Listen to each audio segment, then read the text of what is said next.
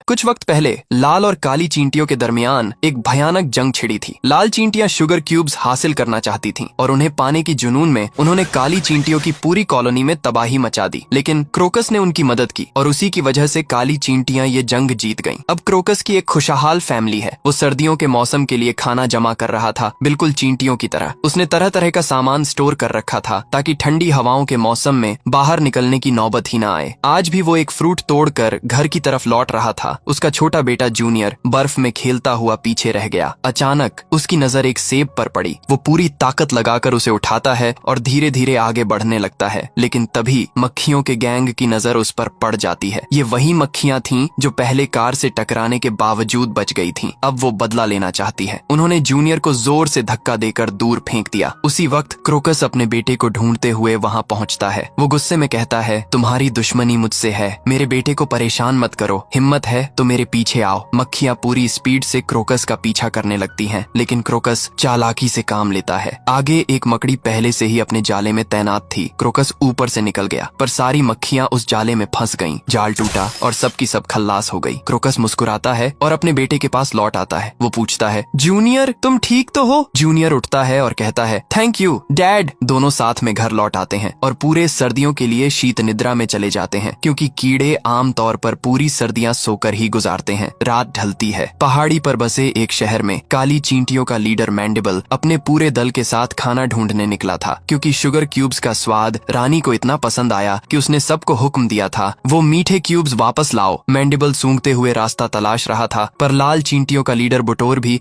अपने दल के साथ घात लगाए बैठा था। वो अपनी पिछली हार का बदला लेना चाहता था। मैंडिबल एक किराने की दुकान के बाहर पहुंचता है, जहां उसकी नजर शुगर क्यूब्स के बॉक्स पर पड़ती है। मगर मुश्किल ये थी कि गार्ड वहां मौजूद था और दुकान पूरी तरह कांच से बंद थी। मैंडिबल अपने साथियों को बॉक्स दिखाकर एक प्लान समझाता है। वो चालाकी से गेट की चाबी नीचे गिरा देता है। गार्ड हैरान होकर बाहर आता है, मगर वहां कोई नहीं होता। पास ही एक कुत्ता कचरे में खाना ढूंढ रहा था। रास्ता अब साफ था। मैंडिबल अपने साथियों के साथ अंदर घुस जाता है। गार्ड को भनक तक नहीं लगती। वो वापस चॉकलेट खाकर मूवी देखने बैठ जाता है। चींटियां एक प्लैंक उठाकर शुगर क्यूब्स के बॉक्स के नीचे लगाती हैं। सब मिलकर बॉक्स को नीचे फिसलाती हैं, मगर मैंडिबल आगे गिर जाता है। वो पूरी जान लगाकर बॉक्स को संभालता है, धीरे धीरे नीचे लाता है ताकि कोई आवाज न हो, लेकिन खुद उसी के नीचे दब जाता है। बाकी चींटियां परेशान हो जाती हैं। उन्हें लगता है कि उनका लीडर कुचल गया। कुछ पल बाद मैंडिबल बाहर निकल आता है और सबको नीचे बुलाता है। तभी बुटोर अपने पूरे दल के साथ वहां पहुंच जाता है। उसका इरादा साफ था, मैंडिबल को खत्म करना। मैंडिबल तुरंत छिप जाता है, जिससे बुटोर आगे निकल जाता है। भागते भागते मैंडिबल एक जैम फैक्ट्री में पहुंचता है, जहां जैम पैक करके अलग अलग देशों में भेजा जा रहा था। बुटोर भी पीछे पीछे पहुंचता है। मैंडिबल बॉक्स से बॉक्स पर छलांग लगाता है और एक टेप से उन पर हमला करता है। वो ऊपर चढ़ जाता है, मगर अब बुटोर ने अपनी पूरी कॉलोनी को बुला लिया था। मैंडिबल के पास अब बचने का कोई रास्ता नहीं था। वो अपनी एंटेना से एक सिग्नल भेजता है। सिग्नल सीधा पहाड़ों में मौजूद क्रोकस के घर तक पहुंचता है। क्रोकस की आंखें खुल जाती हैं। वो समझ जाता है उसका दोस्त मुसीबत में है। वो उड़कर शहर की तरफ निकल पड़ता है, पर उसका बेटा जूनियर भी जाग चुका था और चुपके से अपने पिता के पीछे निकल गया। उधर मैंडिबल लाल चींटियों से बचते बचाते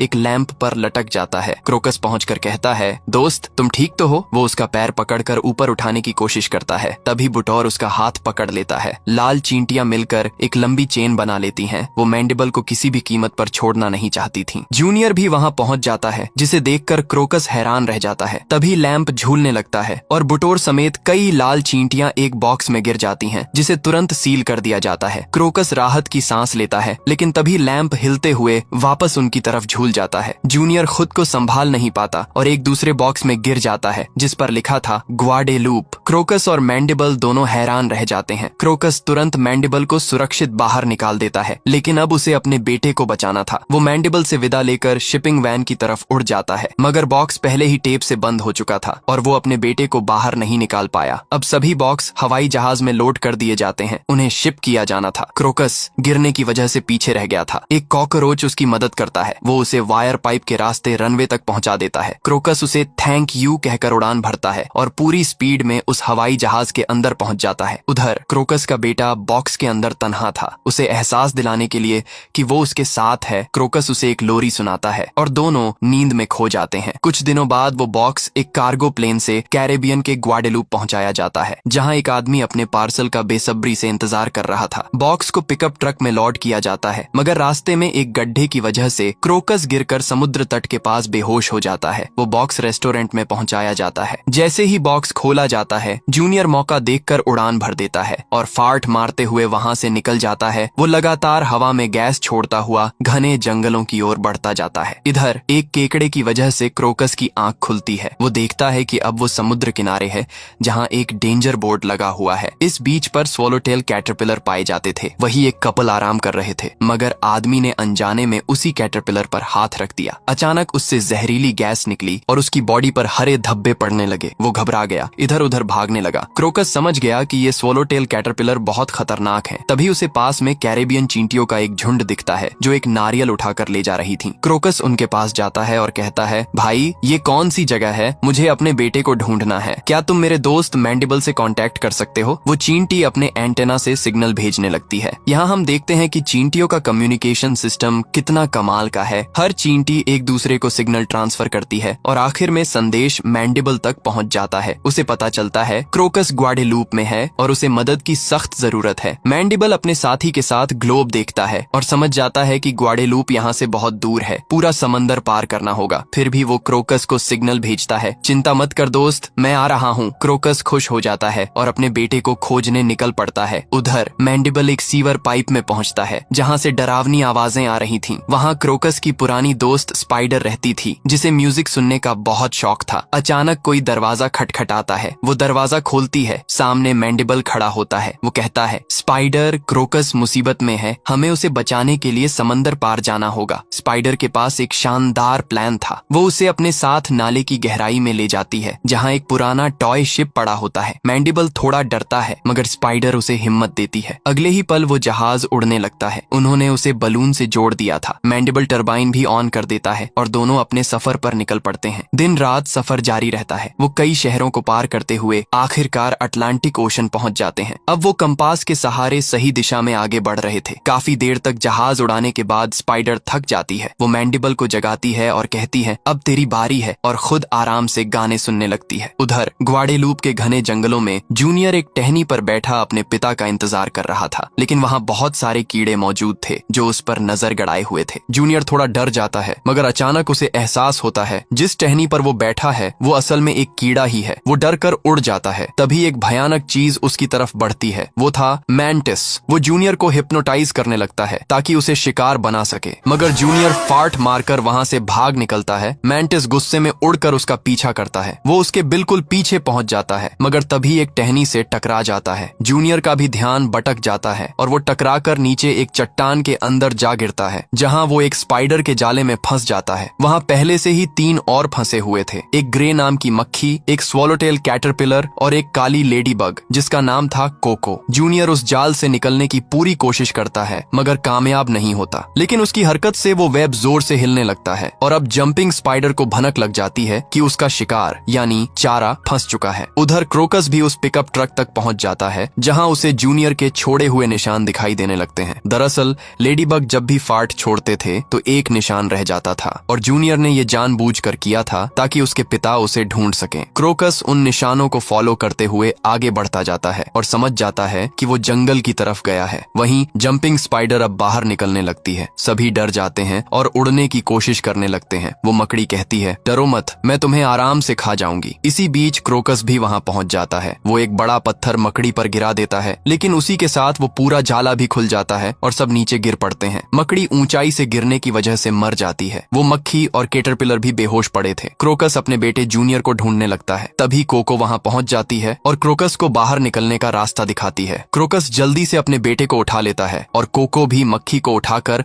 बाहर की ओर निकल जाती है। बाहर समुद्र का किनारा था। जूनियर को अभी होश नहीं आया था, लेकिन क्रोकस बाकी सबको भी बचाना चाहता था। वो अंदर वापस जाकर कैटरपिलर को जगाने की कोशिश करता है पर वो होश में नहीं आता। कोको भी मदद के लिए आ जाती है और दोनों मिलकर कैटरपिलर को बाहर खींचने लगते हैं, लेकिन वो स्पाइडर अब भी जिंदा होती है। दोनों जैसे ही कैटरपिलर को बाहर निकालने लगते हैं, मकड़ी उस पर झपटती है, मगर उससे पहले ही वो सब बाहर निकल जाते हैं। रास्ता बहुत तंग था जिससे मकड़ी बाहर नहीं आ पाती। मक्खी और कैटरपिलर क्रोकस का शुक्रिया अदा करते हैं और वहाँ से चले जाते हैं, लेकिन क्रोकस उदास था। उसका बेटा अब तक होश में नहीं आया था। कोको कहती है, मैं आपकी मदद कर सकती हूँ। वो जूनियर को उठाकर अपने घर ले जाती है। ब्लैक लेडीबग्स की पूरी कॉलोनी एक पेड़ में रहती थी। उन्होंने कोको को आते जाते हुए देखा। कोको अपने परिवार से कहती है, इन्होंने मेरी जान बचाई है, लेकिन जूनियर की हालत बहुत खराब है। वो उसे अपने कबीले की पवित्र जगह पर ले जाती है और वहाँ सुला देती है। सारे लेडी बग एक साथ इकट्ठा होकर प्रार्थना करने लगते हैं, पर क्रोकस दुखी था और वो उड़कर बाहर चला जाता है। वक्त गुजरता गया, कई दिन बीत गए, लेकिन जूनियर को होश नहीं आया। कोको पूरी शिद्दत से उसकी देखभाल करती रहती है। उसे उम्मीद थी कि जूनियर जल्द ही आंखें खोलेगा। अब सारे लेडी बग मिलकर एक रिचुअल करते हैं। क्रोकस को चिंता होने लगती है, मेंडिबल अब तक वापस नहीं आया था, इसलिए वो कैरेबियन चींटी की मदद से संपर्क करने की कोशिश करता है, मगर अफसोस कोई जवाब नहीं मिलता। उसे डर सताने लगता है कि कहीं वो हमेशा के लिए अपनी फैमिली से दूर तन्हा न रह जाए। वहीं दूसरी ओर मेंडिबल और स्पाइडर का जहाज एक तूफान में फंस चुका था। स्पाइडर जहाज की कमान संभालने की कोशिश कर रही थी। मेंडिबल ने मौसम की नजाकत देखकर डरावना गाना बंद कर दिया, मगर स्पाइडर गुस्से में उसे घूरती है और फिर से गाना शुरू कर देती है। तूफान के दरमियान भी वो जहाज को संभाले हुए थी, पर अचानक एक तेज थंडर स्ट्राइक होती है और सारे बलून एक एक कर फटने लगते हैं। जहाज नीचे गिरने लगता है। मेंडिबल बलून फुलाने की कोशिश करता है, लेकिन अब बहुत देर हो चुकी थी। जहाज पानी में गिरता है और अब वो पनडुब्बी की तरह पानी के अंदर चलने लगता है। जैसे जैसे गहराई बढ़ती जाती है, तेज दबाव से कांच छटकने लगते हैं और तभी एक बहुत बड़ी व्हाइट शार्क वहां आ जाती है। वो पूरे जहाज को ही निगल जाती है। अब मेंडिबल और स्पाइडर शार्क के पेट में फंस चुके थे। इधर कई दिनों बाद आखिरकार जूनियर को भी होश आ जाता है। कोको को देखकर वो मुस्कुराता है। दोनों एक दूसरे को पसंद करने लगे थे और फिर दोनों एक दूसरे को किस कर लेते हैं। क्रोकस अपने बेटे के पास आता है और उसे ठीक देखकर उसका दिल खुशी से झूम उठता है। जूनियर और कोको अब साथ में वक्त गुजारने लगे थे। दोनों खेलते, हंसते, बातें करते। कोको की पूरी फैमिली ये सब देख रही थी और अब उन्हें समझ आ गया था कि ये दोनों एक दूसरे को चाहने लगे हैं। वहीं दूसरी तरफ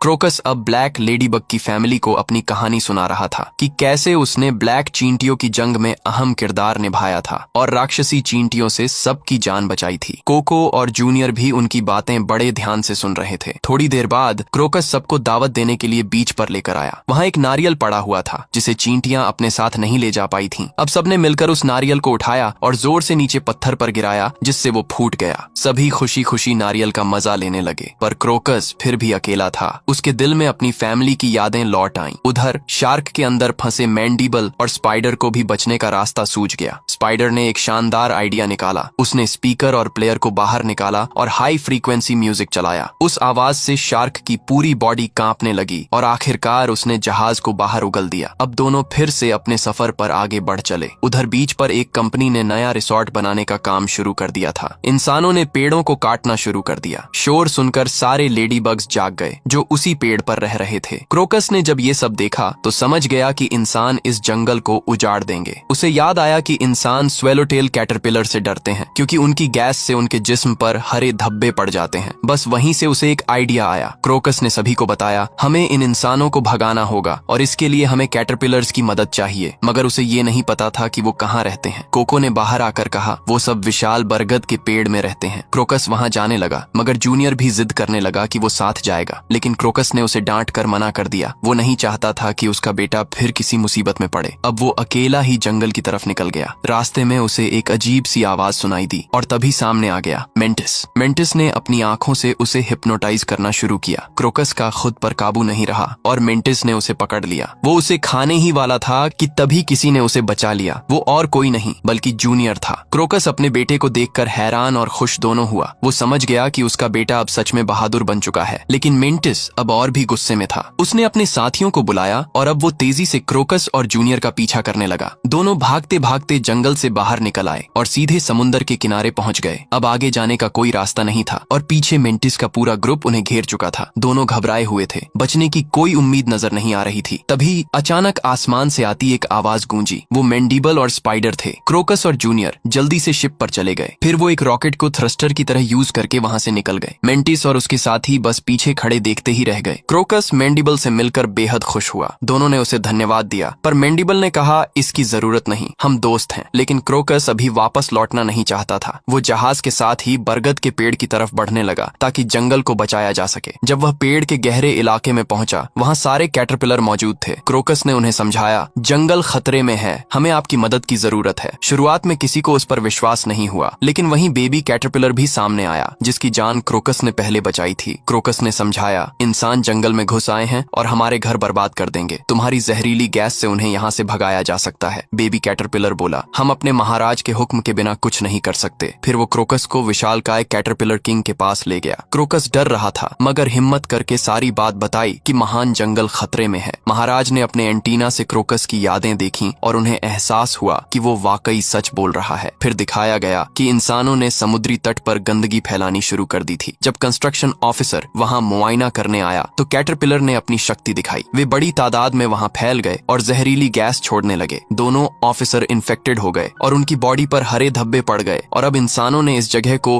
कैटरपिलर इन्फ्लुएंस्ड एरिया घोषित कर दिया। महान जंगल अब बच गया था। क्रोकस और जूनियर अब वापस लौटना चाहते थे। वे लेडीबग फैमिली से विदा लेते हैं, लेकिन जूनियर कोको से बिछड़ रहा था, जिससे दोनों काफी दुखी थे। वे आखिरी बार एक दूसरे को किस करते हैं और फिर सब वहां से निकल जाते हैं। कोको अपने प्यार से बिछड़ने के दुख में अपने कमरे की तरफ चली जाती है। जूनियर भी उदास था। यह देखकर क्रोकस उसके पास आया और कहा, अगर तुम कोको से सच्चा प्यार करते हो तो तुम उसके साथ रह सकते हो। जूनियर की खुशी का ठिकाना नहीं रहा। वो उड़ा और वापस पेड़ पर चला गया। क्रोकस की आंखों में खुशी के आंसू थे क्योंकि उसका बेटा अब जिम्मेदार बन चुका था। स्पाइडर और मैंडीबल कुछ समझ नहीं पाए, लेकिन कोको जूनियर को देखकर बहुत खुश थी। क्रोकस भी अब अपनी फैमिली के पास वापस लौट गया। वे अभी तक नींद में थे और वो भी सो गया। वहीं हमें बुटोर दिखाया जाता है जो चीन के एक रेस्टोरेंट में पहुंच चुका था, लेकिन बदले की आग अभी भी उसके अंदर उमड़ रही थी। और बस यहीं कहानी खत्म नहीं होती। कभी कभी सबसे छोटे से कीड़े में भी सबसे बड़ा दिल और सबसे बड़ी हिम्मत छुपी होती है। क्रोकस और जूनियर ने हमें ये सिखाया कि प्यार, साहस और एकता से हर मुश्किल आसान हो सकती है। दोस्ती और परिवार की कदर करना ही हीरो बनने की असली ताकत है। अगर इस कहानी ने आपका दिल छू लिया, अगर आपने महसूस किया ये जज्बात, ये हौसला, तो इस चैनल को सब्सक्राइब करें, क्योंकि यहाँ आपको हर कहानी में कुछ नया, कुछ खास और कुछ दिल से जुड़ा मिलेगा।